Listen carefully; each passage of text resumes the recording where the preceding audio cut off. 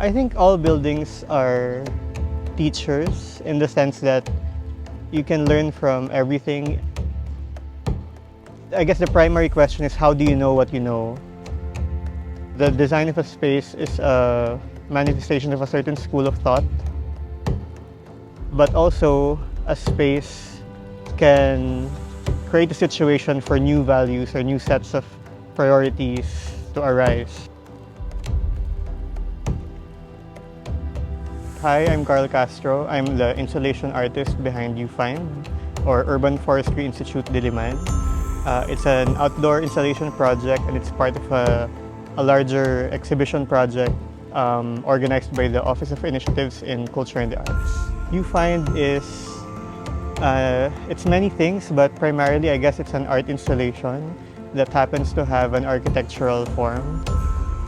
So it activates a rather unused part of the academic oval as a kind of placemaking experiment, so that more people will be able to use it and different kinds of activities can be done here. But all of that is a kind of design experiment as well. Like, how do you construct, of course within a certain budget, a structure that will complement the surroundings and allow for different types of activities.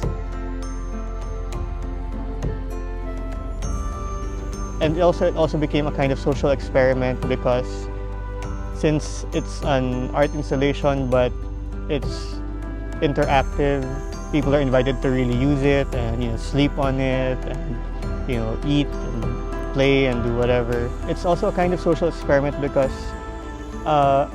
coming into this, I didn't know really how the community would receive it, how people would use it, how they would respond to it, if they will take care of it, if they will appreciate it, if they will not appreciate it, So it's an ongoing question that, at least in the past few months it's been here, has been quite fruitful in terms of discoveries.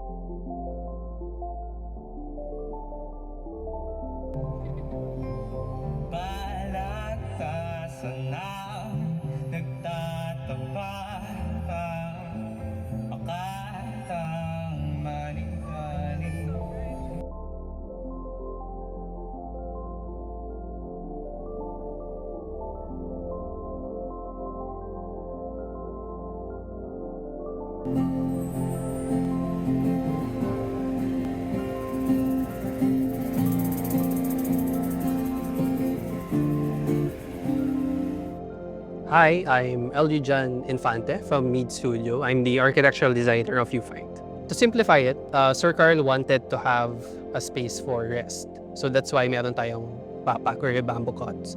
And then Sir Karl also wanted to have a shading element for the Ufind. And then I remember encircling the word dynamic on the project brief. And actually that gave the main direction for the Ufind, which is it needed to accommodate a multitude of uses. So you can have many configurations for the space.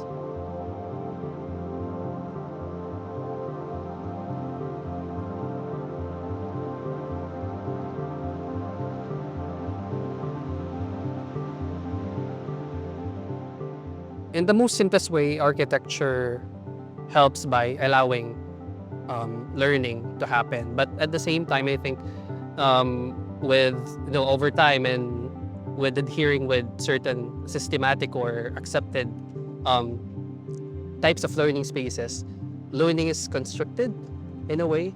So I think that's one goal with Ufind is, what if we break down the walls, so we open the space, and I think that can influence us to develop new ways of learning or reclaim old ways of learning that we forgot.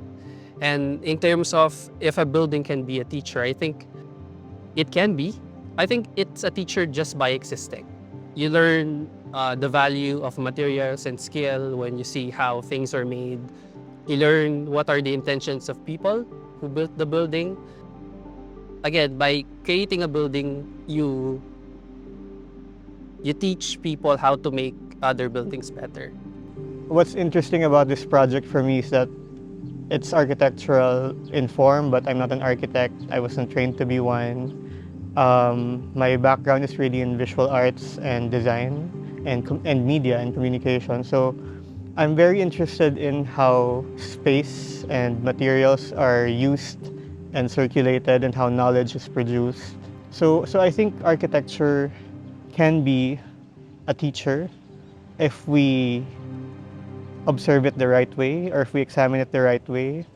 And if we are also more sensitive and critical with the way we interact with it and with the way it, I guess, with architecture's place in our community. If we're able to interpret it in a certain way, then it can be a teacher.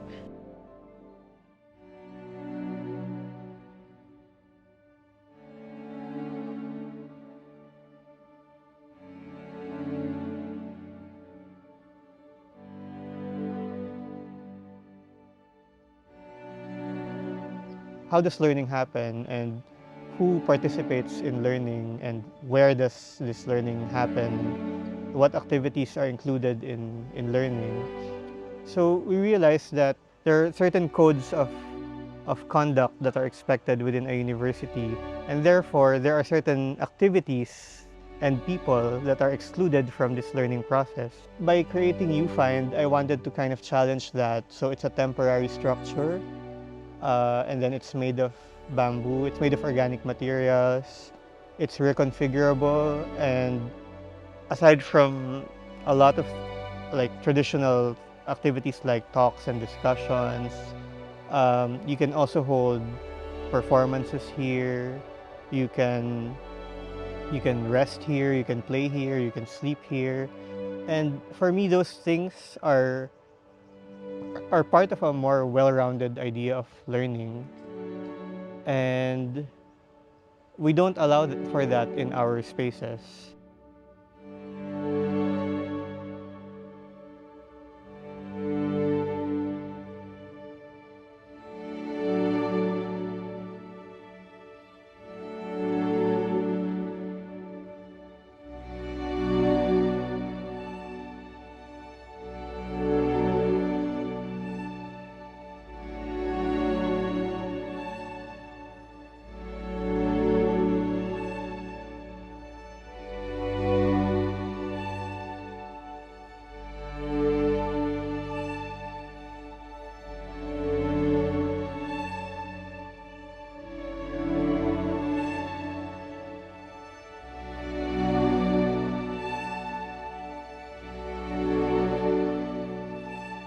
With the use of bamboo, we want to provide an organic quality with with the material, especially that we sourced it just across the road. So, and at the same time, we wanted for less disturbance with the site. And as you can see right now, that the grass is actually taking over the bottom part of the structure. So I think that is also one of the intentions of Ufind, is against the monumentality, against the permanence of what currently is UP within the urban forest. What if we create something that is temporary but at the same time useful? So we wanted to be a proof of concept of what university infrastructures can be.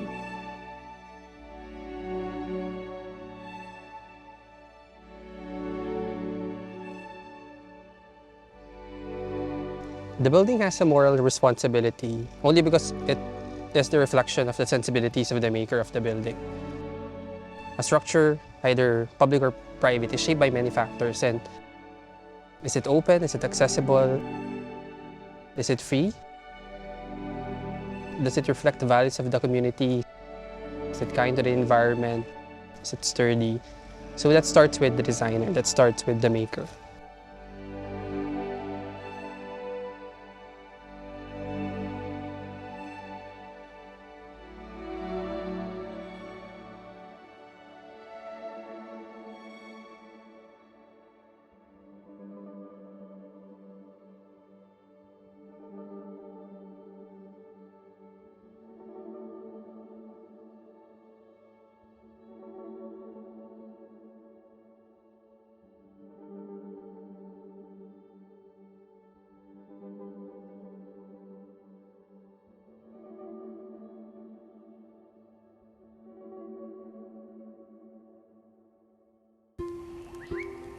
For more insightful videos on design,